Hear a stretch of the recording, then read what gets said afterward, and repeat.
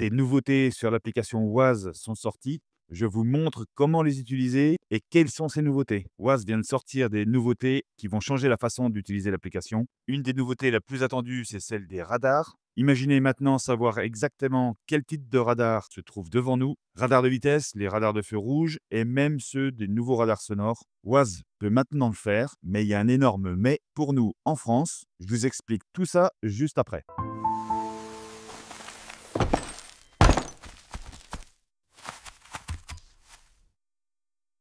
Bonjour et bienvenue dans cette vidéo. Aujourd'hui, on va décortiquer ensemble 6 nouveautés Waze qui vont complètement changer la façon de conduire. On verra où trouver ces fonctions, comment les activer pas à pas et surtout comment elles vont nous faire gagner du temps, de l'argent et de la sérénité au volant. Une de ces astuces est quasiment inconnue et pourrait nous éviter une amende bien salée cette année. On commence avec la première, évidemment la plus attendue.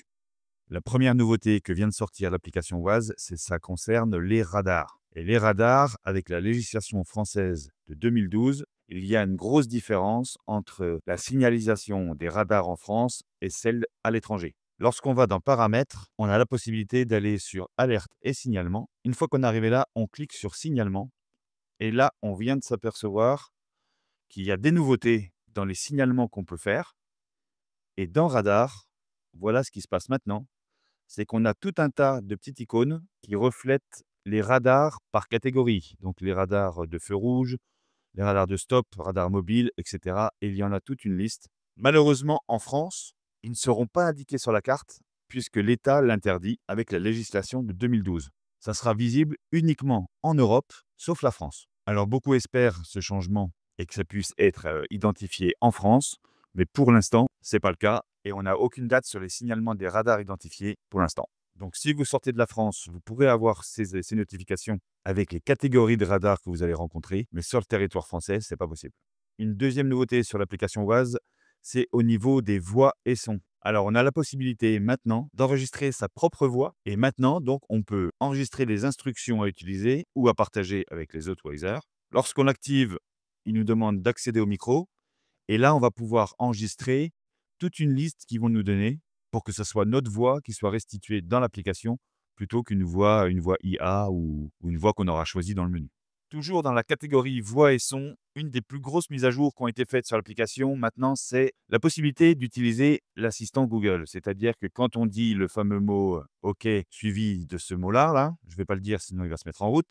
Maintenant, on a la possibilité, en accordant l'accès au micro bien sûr, d'utiliser notre voix pour signaler un accident, un bouchon ou n'importe quel obstacle sur la route, juste en utilisant sa voix. Avant, il fallait aller sur le téléphone, cliquer sur avertissement, cliquer sur la catégorie qu'on voulait signaler, les accidents, les bouchons, etc.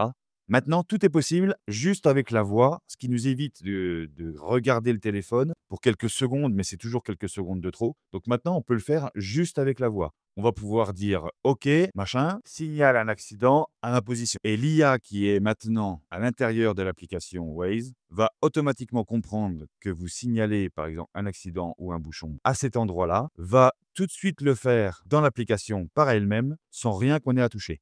Donc ça, c'est quand même une sacrée facilité quand on conduit. Ça évite de toucher le téléphone et de ne plus avoir d'attention, ne serait-ce que pour quelques secondes. Et je pense que ça va faciliter aussi la mise à jour des cartes. On aura plus de détails sur les cartes puisque les utilisateurs vont avoir plus de facilité à placer sur la carte un accident, un bouchon ou autre. Elles seront sûrement plus complètes puisque les personnes qui l'utilisent le feront plus souvent. Donc ça, c'est une super mise à jour. Toujours en restant dans voix et son, une nouveauté aussi, c'est qu'il y a maintenant beaucoup plus de voix. Alors là, vous pouvez voir des noms, des voix chat, chien. Il y en a toute une liste maintenant. Et pour répondre aux commentaires, on me demandait souvent si c'était normal qu'on ne puisse pas écouter la voix que l'on choisissait. Quand on clique sur une voix, on ne pouvait pas savoir à quoi elle correspondait. Eh bien, c'est toujours pas possible. Moi, j'ai toujours pas trouvé la solution. Si quelqu'un a une solution pour pouvoir entendre la voix qu'on sélectionne, qu'il le mette dans les commentaires, ça serait très intéressant. Parce que quand on clique, là, je ne vais pas cliquer, sinon ça va changer la voix que j'ai choisie, mais quand on clique dessus, on la sélectionne, c'est tout. On ne peut pas l'écouter. Donc, on ne sait pas trop ce qu'on sélectionne. Si quelqu'un a une solution, ça serait sympa de le mettre dans les commentaires parce que pour l'instant, moi, je n'ai pas trouvé. Alors peut-être que ça existe. Pour ma part, je n'ai pas trouvé la solution. Encore une super nouveauté qui est sortie dernièrement. Quand on va toujours dans Paramètres, quand on descend, regardez, là maintenant, on a le lecteur audio, ce qui va permettre de jumeler les applications qu'on a sur le téléphone, comme Amazon Music Audible ou toutes les autres, Fun Radio, Énergie Radio, etc. Ils en ont mis quand même pas mal, YouTube Music. Il suffira d'installer, si elle n'est pas déjà installée, l'application et on pourra donc l'écouter en même temps qu'on navigue. C'est-à-dire qu'il suffira d'appuyer là et le lecteur audio se mettra par rapport à l'application que vous aurez choisie. Moi, j'en ai pas, donc il n'y a rien qui s'affiche. Mais si j'avais, par exemple, YouTube Music, eh bien, ça s'afficherait ici et on pourrait commander la musique d'ici. Donc, ça permet d'avoir de la musique en même temps que le GPS. Je trouve ça pas mal parce qu'avant, c'était soit l'un, soit l'autre. Maintenant, il paraît qu'on peut charger notre itinéraire quand on a Internet. Ça, on pouvait bien sûr le faire. On peut le faire à chaque fois et tout le temps. Mais maintenant, on peut charger l'itinéraire quand on a Internet. Et si on passe dans une zone qui n'a pas Internet, apparemment, je n'ai pas vérifié, mais apparemment, l'application fonctionnerait toujours, même sans Internet. Alors, est-ce que c'est pour une courte durée ou si c'est pour tout le temps? À partir du moment où on charge le trajet avec internet, on pourrait l'utiliser sans internet. Mais je n'ai pas pu vérifier cette nouveauté. Si quelqu'un l'a déjà vérifié et confirmé, qu'il le mette dans les commentaires, ça va aider tout le monde. Mais pour ma part, je ne l'ai pas encore vérifié. On m'a posé aussi la question d'ajouter un arrêt, c'est-à-dire que lorsqu'on a un trajet qui est parti et qu'on roule, si on veut ajouter un arrêt, il suffit juste de faire glisser cette barre-là. Là, ici, on a ajouté un arrêt. On clique dessus et tout en haut, il suffit de faire glisser. On a la possibilité d'ajouter un parking pour ceux qui seraient par exemple en camping-car, les supermarchés, mais on a toute une liste et on peut choisir vraiment plein d'options. Pour ceux qui ont des voitures électriques, les bornes de recharge seront identifiées sur la carte et en zoomant, on peut très bien voir toutes les stations avec les bornes de recharge. Dans les paramètres, je l'avais dit la dernière fois, mais je le répète, on peut choisir par rapport à sa voiture électrique le type de recharge qu'on veut, c'est-à-dire le type de prise ou le type de puissance. Tout est paramétrable dans les paramètres. Il suffit d'aller dans les paramètres, informations sur le véhicule, voiture électrique.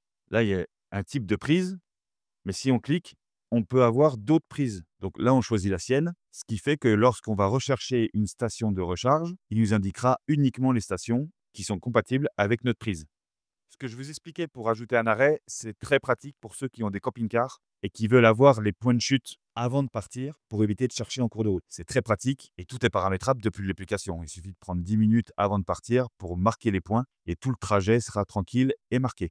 On m'a aussi beaucoup posé la question sur le dernier commentaire sur la vitesse quand on roule. C'est-à-dire que dans Paramètres, quand on sélectionne compteur de vitesse, on peut afficher notre vitesse, mais on peut afficher aussi la limite de vitesse, soit toujours indiquée, soit uniquement quand on est en excès de vitesse, ou alors on peut carrément le masquer. Et l'alerte en cas d'excès est paramétrable, puisque ici, seuil d'excès de vitesse, on peut le paramétrer à la limite 5 au-dessus, 10 au-dessus, etc.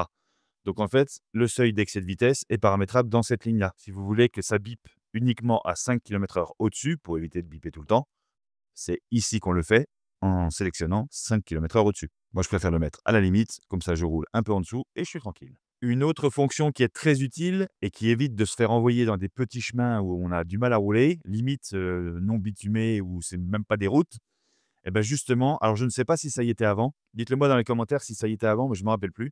Mais ici, dans Paramètres, dans Navigation, on a cette petite option-là, route non bitumée. Quand on clique dessus, on a la possibilité d'interdire les routes qui ne sont pas déclarées comme bitumées, c'est-à-dire que les routes normales, quoi.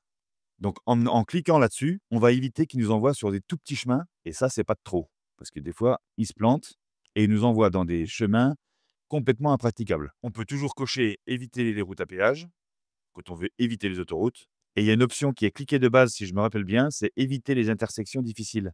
Alors moi, je ne mets jamais parce que s'il nous évite les intersections difficiles, c'est à ce moment-là qu'il va nous faire passer par des petits chemins. Donc moi, je laisse m'autoriser les intersections difficiles et ce qui fait qu'il reste sur une route normale. Et je ne sais pas si vous avez remarqué, mais je suis en mode taxi. Alors je ne suis pas taxi du tout, mais j'ai remarqué qu'en mode taxi, pour rester dans la même catégorie des routes bitumées et les petits chemins, j'ai remarqué qu'en mode taxi, il gardait les axes.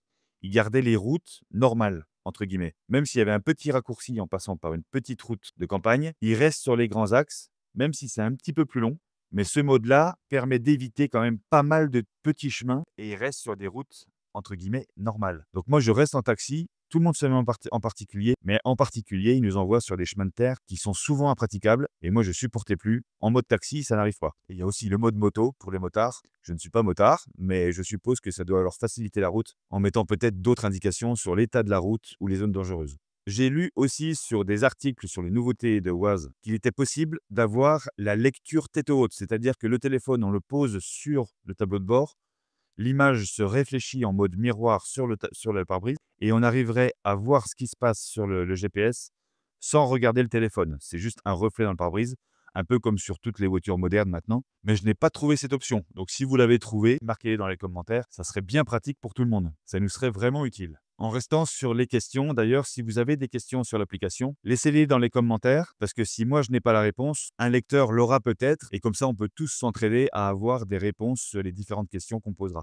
Donc n'hésitez pas. Si ça vous intéresse, j'ai un podcast qui parle des nouveautés de Waze en 2025. C'est un enregistrement qui résume un peu toutes les nouveautés. Si vous voulez que je le mette sur ma chaîne dans une vidéo spéciale, mettez-le moi dans les commentaires. Vous marquez OK pour le podcast ou OK pour la version audio et je publierai sur la chaîne cette vidéo qui dure une dizaine de minutes. Mais si ça vous intéresse, mettez-le dans les commentaires et c'est avec plaisir que je la publierai. Si vous avez aimé la vidéo, bien sûr, laissez-moi un petit like. Ça m'aide à propulser ma chaîne et l'algorithme adore ça. Si vous n'êtes pas abonné, abonnez-vous. C'est avec plaisir qu'on vous accueille sur la chaîne. Je vous remercie d'avoir regardé la vidéo. Je vous souhaite un bon dimanche et à la prochaine. Ciao.